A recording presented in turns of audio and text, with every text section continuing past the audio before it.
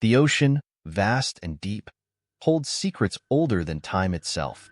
Many are content to leave these secrets undisturbed, but some are compelled to explore the depths, driven by curiosity or madness. This is the story of one such mystery, the Bloop. In 1997, NOAA, the National Oceanic and Atmospheric Administration, detected an ultra-low frequency sound from deep in the Pacific Ocean, somewhere off the southwestern coast of South America. The sound was dubbed the Bloop, and its origins have remained an enigma ever since. Some scientists thought it was the sound of icebergs breaking apart, but many, including some of the scientists themselves, couldn't shake the feeling that the explanation was too simple, too convenient. Dr. Andrew Caldwell was one of those scientists. An oceanographer who had spent decades studying the ocean's mysteries, Caldwell was part of the team that first recorded the Bloop. He and his colleagues were mesmerized by its sheer power and frequency, but they were unprepared for what they would find. It started with an expedition aimed at deep-sea research, armed with state-of-the-art equipment and a seasoned crew. They set sail on the r/v Atlantis, heading toward the coordinates where the Bloop was originally detected. The first few days were uneventful, filled with routine data collection and exploration. But on the fifth day, their equipment picked up something unusual. It was a sound, deep and resonant, similar to the Bloop but different, more rhythmic, almost like a heartbeat. They triangulated its source, leading them to an uncharted trench. Excitement buzzed among the crew. They were on the verge of a monumental discovery. As they deployed the submersible, the atmosphere grew tense. The screen flickered to life, revealing a descent into darkness. Minutes passed like hours as they watched, the only sounds being the hum of the equipment and their own anxious breaths.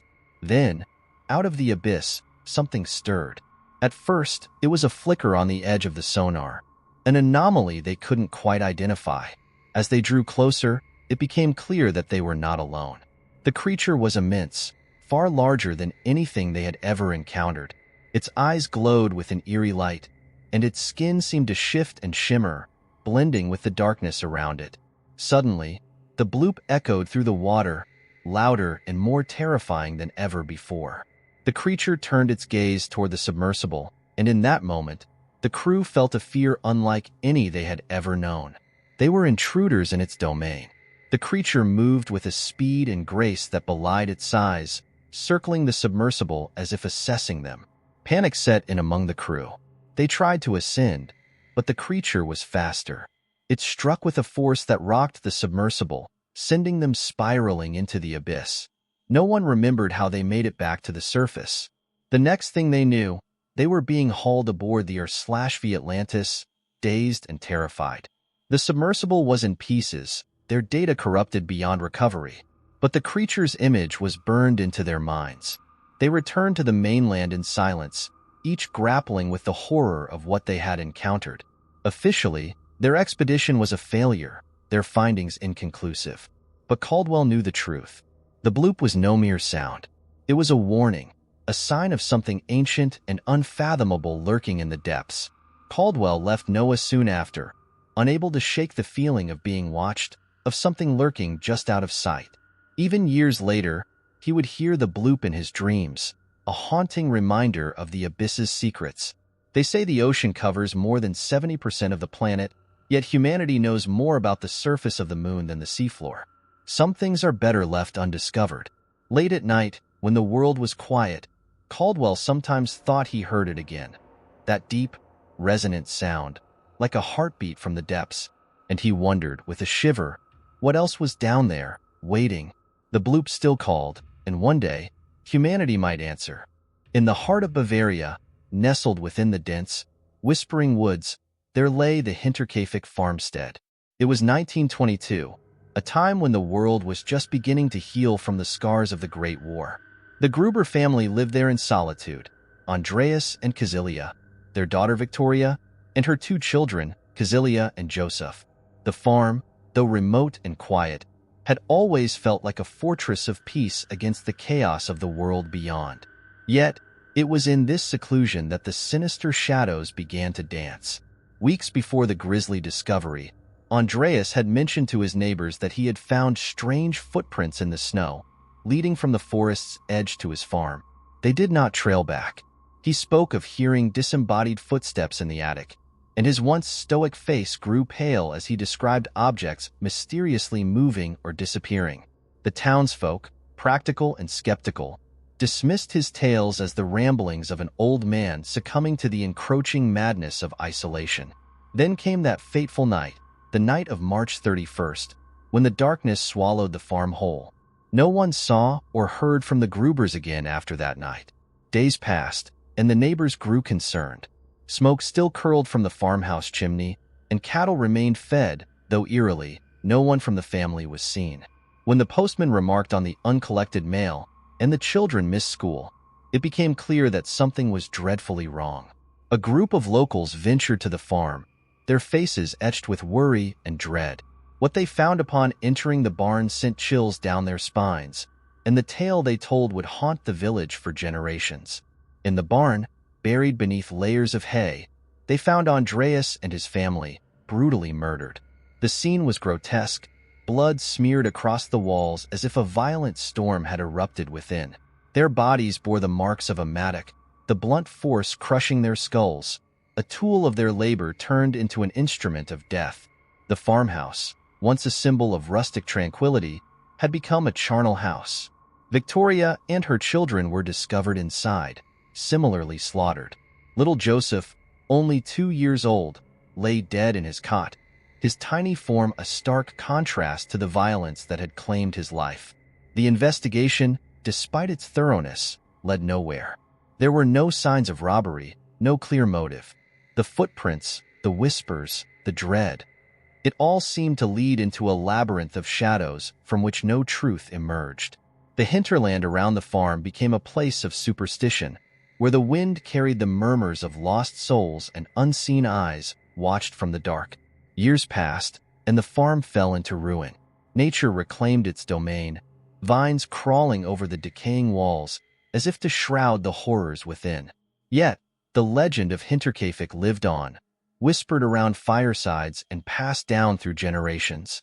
They spoke of the ghostly figures that now haunted the farm, of the lights that flickered in the dead of night, and the eerie, mournful cries that echoed through the woods. Some say that on certain nights, if you stand near the old Hinterkaifeck site, you can still hear the faint sound of footsteps crunching through the underbrush, drawing closer. Some believe it is the spirits of the Gruber family, forever trapped in the place of their torment. Others whisper of a malevolent presence, an entity that had stalked them, waiting for the perfect moment to strike, and still lingers, hungry for more. But one thing is certain. The mystery of the Hinterkaifeck murders remains, a dark stain on the tapestry of history, a chilling reminder of the unknown horrors that lurk just beyond the light, waiting to be discovered by the unfortunate soul who dares to seek them out. In the small, tranquil village of Woolpit, nestled within the verdant English countryside, an unsettling tale of otherworldly origin has been whispered through the ages. It's a story parents tell to warn their children about the dangers of wandering too far from home. The tale of the Green Children. It was a summer day in the 12th century when the villagers of Woolpit first laid eyes on them. The harvest was underway, and the fields were alive with the sounds of work and laughter. But that laughter turned to murmurs and then to an eerie silence when 2 children, a boy and a girl, stumbled out from the woods. They were thin, gaunt almost, with clothes of an unknown fabric, and skin the color of fresh pea shoots, an unsettling green. The children spoke a language no one could understand, a melodic babble that echoed through the village square like an incantation.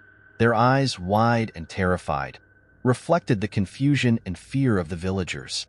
The local squire, a kind man named Sir Richard, took the children into his home, offering them shelter and food. Yet, the food of this world seemed alien to them. They refused everything until someone brought forth beans, raw, uncooked, and still in their pods.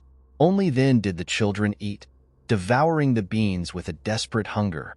As weeks turned into months, the children began to learn the local tongue, piecing together the strange and fragmented story of their origin. They claimed to come from a land of perpetual twilight, where the sun never rose above the horizon, casting a permanent, eerie dusk. This land was called St. Martin's Land, a place where everything was tinted green like the children themselves.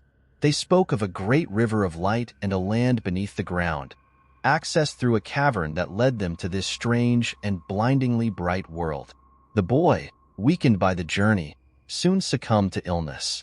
His sister, who had grown stronger, continued to share their tale. She spoke of her home with a mix of longing and dread, describing its lush meadows and silent cities. Yet, as the villagers listened, a creeping unease settled over them. There was something in her eyes, a flicker of malice perhaps, or maybe it was just the sadness of being stranded in a foreign world. Years passed, and the girl, now named Agnes, integrated into the village. Her skin lost its greenish hue, blending her more with the people of Woolpit. She married, had children, but her past never left her.